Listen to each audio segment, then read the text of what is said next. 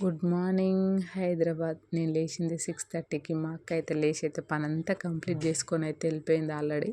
బోడుప్పల్ నుంచి భువనగిరికి అయితే స్కూల్కి వచ్చేస్తుంది.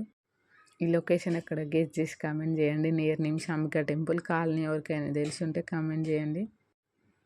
మా అక్క వాడే సాహసం అయితే అంతా ఇంత కాదు. ఎర్లీ మార్నింగ్ 4కి లేచి టిఫిన్స్, కర్రీస్, పిల్లలకి స్నానాలు, ఆమె బాతు, ఇక అవన్నీ చేసుకొని అయితే భువనగిరికి అయితే వస్తుంది.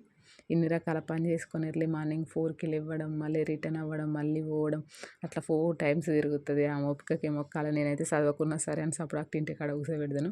నిజంగా ఎంత ఒప్పుకుంటే 4కి లేచి పిల్లల్ని రెడీ చేయించి వంట పని, ఇంట్లో పని అన్నీ చేసుకొని వెళ్ళాలంటే ఎంత కష్టమో అసలు వాళ్ళకే తెలిసి ఉంటుంది. పొద్దుగాలనే నాకైతే ఏడుపు వస్తుంది పిల్లలు లేస్తుంటేనే. నాకే వాళ్ళు ఎట్లా లేస్తురేమో నాకైతే అర్థమే అవుతలేదు. ఇంతసేపు చెప్పిన పిల్లల చదువు కోసమే కదా బాధపడేదని అట్లా అనిపిస్తుంది. కానీ నిజంగా మస్తు బాధ పెడుతుందేమో అనిపిస్తుంది నాకే. కానీ వాళ్ళ ఫ్యూచర్ కోసం అయితే ఇట్లా ఇబ్బంది పడుతుంది. నిజంగా ఇప్పట్లో కూడా ఇలాంటి పెంకుటిల్లు సిటీలో ఉండడం అంటే నేనైతే ఇప్పుడే చూస్తున్నా. ఊర్లలోనే అంతరించిపోయినాయి.